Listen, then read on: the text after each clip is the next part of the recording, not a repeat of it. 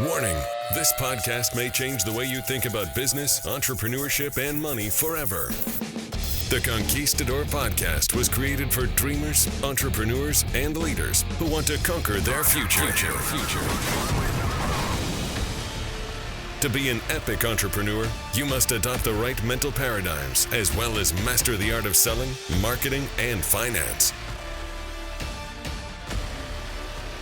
Now, it's time to welcome two serial entrepreneurs, leaders, husbands, and fathers who are passionate about sharing the strategies that are helping them excel in life and in business. Here are Mauricio Garcia and Hubert Humphrey.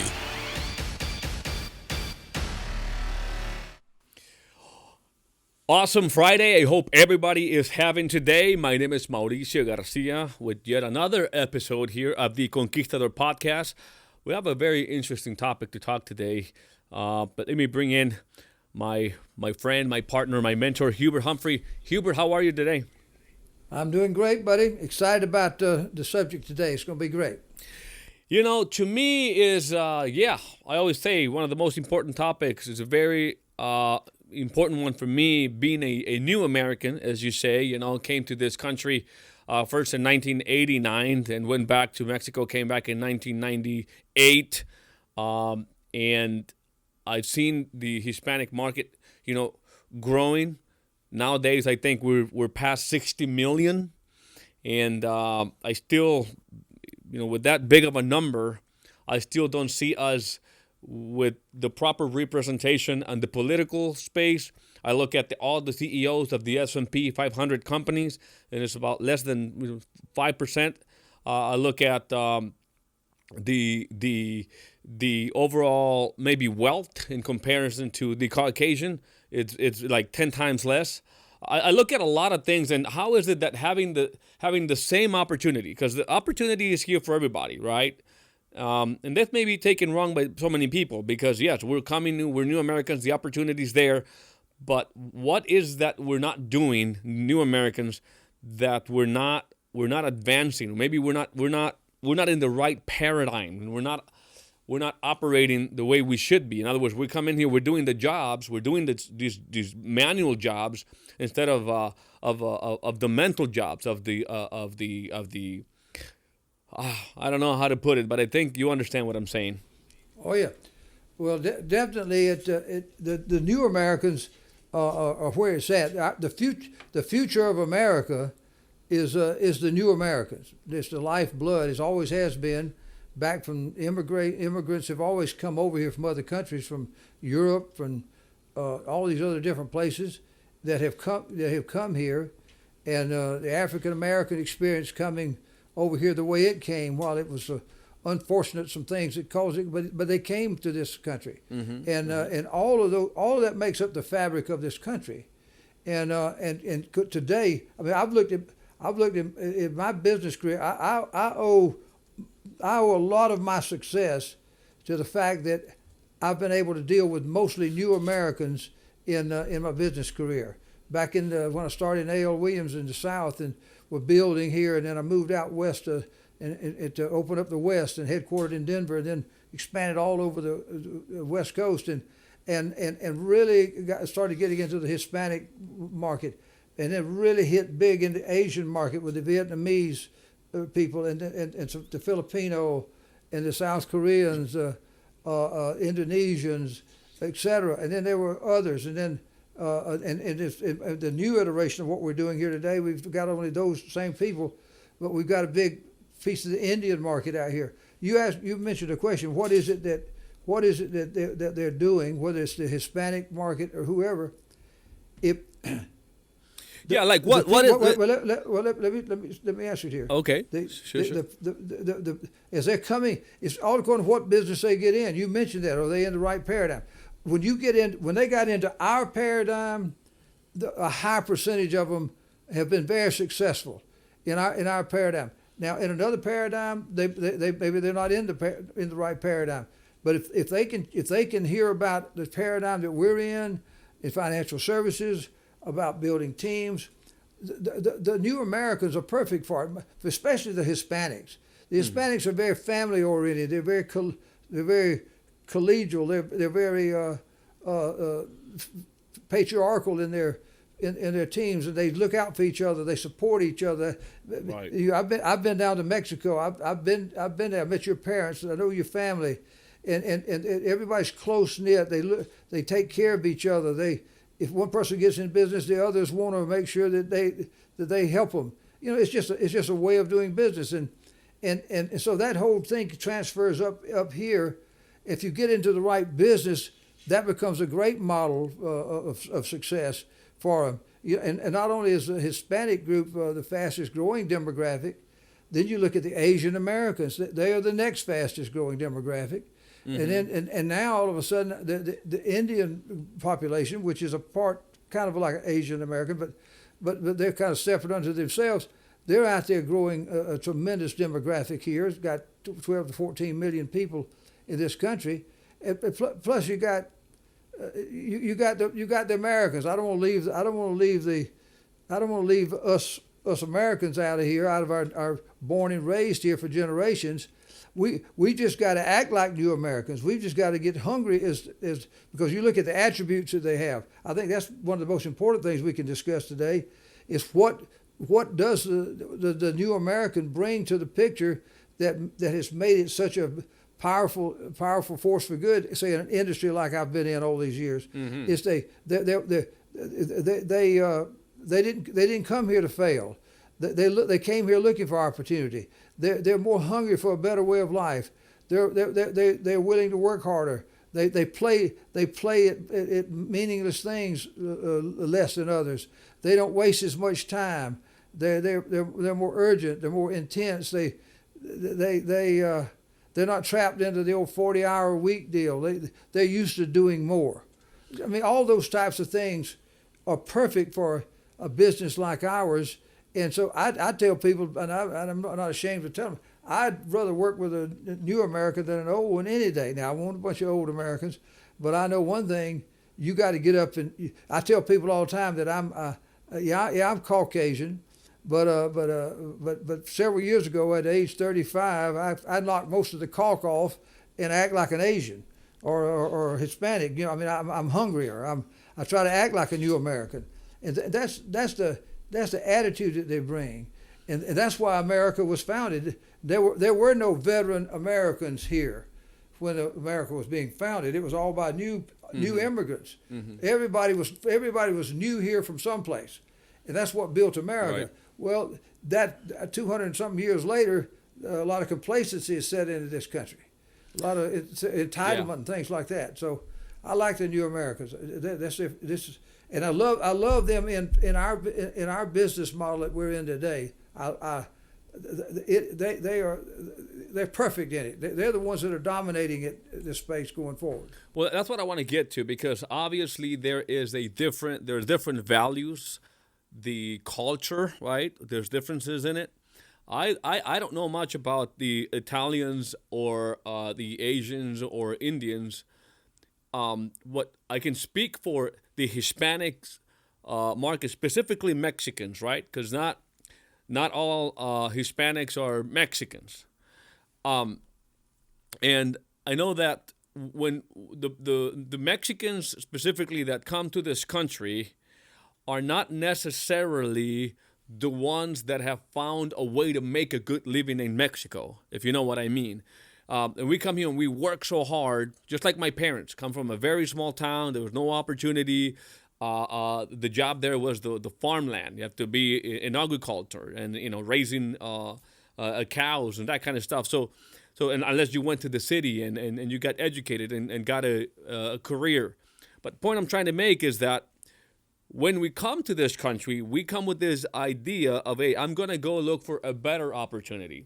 And what we do is we get into a vehicle called a 9 to 5 type of work. We allow to operate in a space where we say my time is only worth $9 an hour or $10 an hour or $15 an hour. And that's where most of the people that I see are operating under. And that's maybe because we're blindfolded, but we're not advancing. And that's probably, we're putting a lot of work, and we're very proud about how much we work, but we're just working in the wrong vehicle.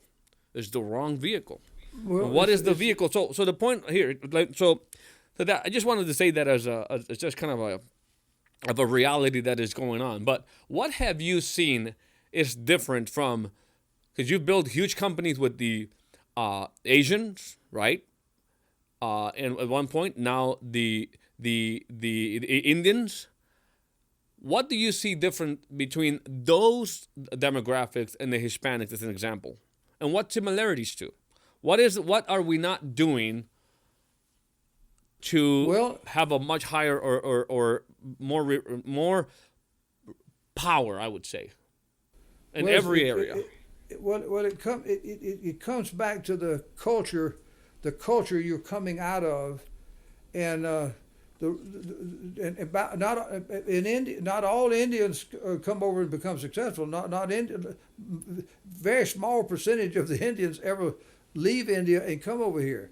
But the ones that do, the immigration of Indians to the United States it follows this vein somewhat.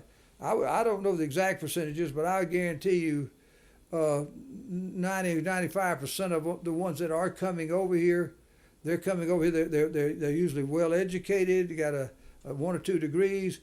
From the time they were little kids, their parents worked themselves. Most of their parents were not successful, but they worked hard, knowing that they wanted their kids to have an education. They made sure they went to school, went to college, and that they tried to get them a good career. If they couldn't do it in India, they looked to the United States, and of course, with the technology boom over the last 10, 15 to 20 years, they focused a lot of them focused in that world, and have become the specialists and the geniuses in the IT engineering world, and they've come over here, and there's a big demand for those jobs with a big technology boom that's been going on, and so they were raised up. And it just happened to be that their education and their work ethic and all was just designed from birth.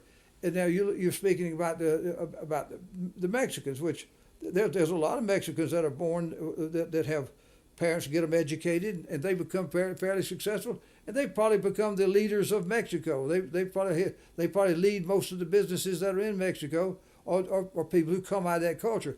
But the numbers are different. There's far of the people that are coming here. Wait a minute, of the people who are coming here, It's almost the opposite.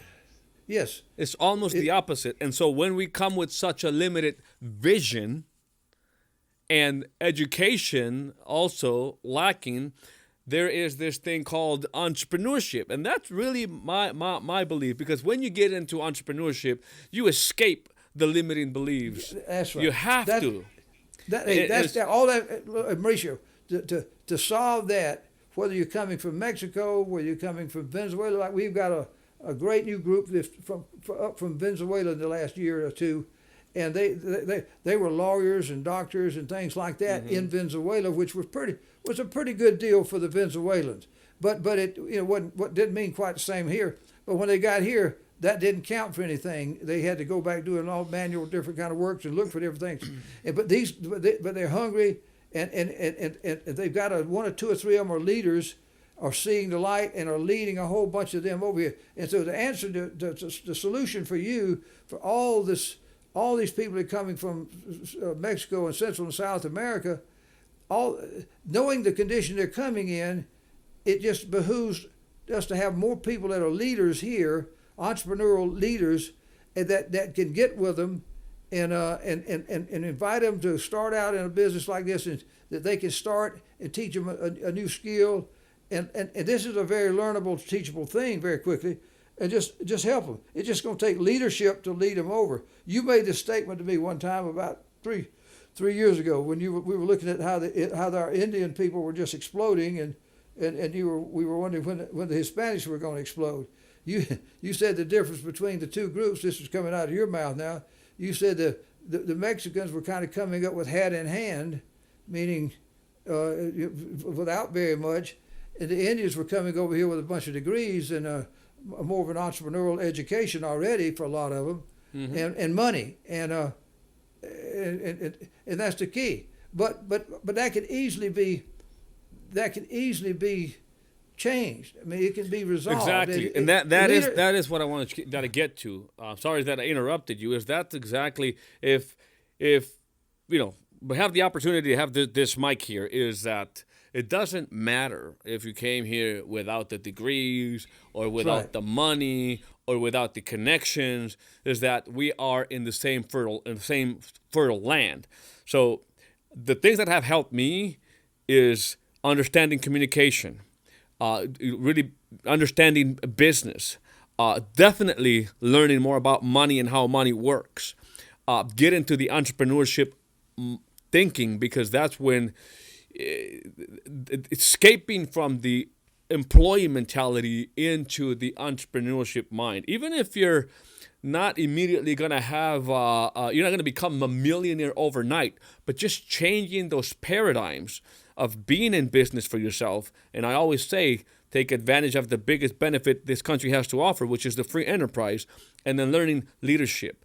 Those things over time can level the playing field, and we would have more people, like somebody who is a good communicator, who understands money, who understands business, could be, will be better prepared to be a politician, in my opinion. If you know these things, then you can go in business. You can identify problems and then go about finding the solutions and create businesses. Once you start on that road, it's just your mind takes a life of its own differently, and now you start looking at every problem now becomes a business opportunity, right? It's just identifying what makes it a good business. Leadership and all these different things are more, to me, more powerful than just getting a degree because you answered a certain test correctly. Just getting knowledge, like general knowledge. This is knowledge too, but it's the way that you are, a paradigm you are operating under with the knowledge that you have. It's not just to have knowledge, So you have an opportunity to level the playing field. Is what I'm saying. Well, you do. Well, the way you got into business. Somebody took a little guy from Mexico that was just working in a factory, no bunch of college degrees, nothing, and put you into an industry, and it taught you a new paradigm. That needs to be replicated thousands and thousands and thousands and thousands of times quickly for a bunch of people. And through social media, you're reaching out to the Hispanic people. Through our networking organic system, we're reaching out to the Hispanic people and others to bring them in. So we're doing our part, and those people that are out there that are listening that are Hispanic and are looking for a better opportunity, I think they need to come check us out, and we can do all we can do is do what we can do. We can't make everybody from any country come in here and be successful, but we can aim our model at a demographic and get as many as we can get, and hopefully it will multiply itself out and make a big change in their culture. And leaders become leaders who become leaders, and it compounds. And it's over a period of time. There's a shift in the thinking and the culture. That's what happens. Absolutely. I mean, you're gonna get infected with this bug. Called entrepreneurship, positive thinking, understanding about money and everything. But whether you associate yourself with us or not, I just think these I just wrote them down, and I'm sure there's some more. But understanding how to communicate business, money, entrepreneurship, leadership, that does the things that are going to help us excel in this country. And also, Mauricio, other demographics. The African American population is a pretty large segment of an ethnic group out there, and because Martin Luther King and other leaders worked hard and fought for social change, and the whole African American experience, while it's still got a ways to go in some areas, is far superior than what it was, but it's because leadership occurred, and it made a change there. And then women, look at the strides that women in in business have made. Absolutely. And now women are leading all these big companies and corporations, and any culture from any country, any gender, any ethnic group can be changed by leadership leading them into the right things that have to do with what you said a while ago, with their financial education and their technology and all the things that the experience they can get and opportunities, and it's out there. The biggest thing is to know that you can do it, and you don't have to come here and just settle for a job. And too many people, especially from Mexico and Central South America, are coming here thinking that the American dream is just to have a job. That's a fallacy that has settled in on this country. Well, and look, it is a blessing, because a lot of people, including my family, my parents, were able to live.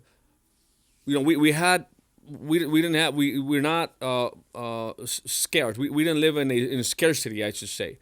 So having a job for many is obviously a blessing. Oh, but there's so much more, blessing, right? But that is not the American dream. Right. That's the American opportunity. But the American dream is you can go out and control your own future. Yeah, you can choose if you want to be an employee. There's plenty of places to be an employee. Or if you want to go out and be an entrepreneur, you can be whatever you want to be. So the dream is relative to what you want it to be. And it is for everybody. I just want to give you just the numbers to wrap it up. Is at least for the Hispanic market is $2 trillion in GDP, $1.5 trillion in purchasing power. It's tremendous. 60 million. Just imagine that. 60 million. And it's having more babies than any other demographic. We'll approach 100 million in the next 20 years plus. 100 million. So guys, we've got to wake up, and we got to change the paradigms, because the country, the future, it's in the hands of the new Americans, just like you said, all new Americans. Mauricio, on those numbers you just said, one of two things is going to happen with those numbers. What's normally been happening is that those are fantastic numbers, and a bunch of people that are not Hispanic, that are not from Mexico, know that. They know the same numbers you know. They know how big a market this is and how fast it's growing and having more babies. They know all that, and they're building businesses that are just benefiting tremendously from that. When all of that needs to be, could be controlled by the Mexicans themselves, or the Central South Americans themselves, as opposed to somebody else controlling it, and that's up to them. Those numbers are great, but who are they great for? Right now, they're great for somebody else who's taking advantage of them. Exactly. So I think the message is there. Let's wrap it up for today. I do want to remind everybody that this podcast is made possible thanks to the sponsorship of Hegemon Group International. If you want to check out the best opportunity in the planet today, well, go check out HGIopportunity.com. If you want to learn communications, business, money, entrepreneurship, leadership, and reach that American dream that still exists, go check out Hegemon Group International's opportunity by going to HGIopportunity.com. Thank you so much for listening, and don't forget to subscribe, share, and follow in any of the platforms that you're listening to this podcast on. Hubert, have an awesome weekend, sir. We'll see you on Monday. All right, see you. Take care. Warning, this podcast may change the way you think about business, entrepreneurship, and money forever. The Conquistador Podcast was created for dreamers, entrepreneurs, and leaders who want to conquer their future. To be an epic entrepreneur, you must adopt the right mental paradigms, as well as master the art of selling, marketing, and finance.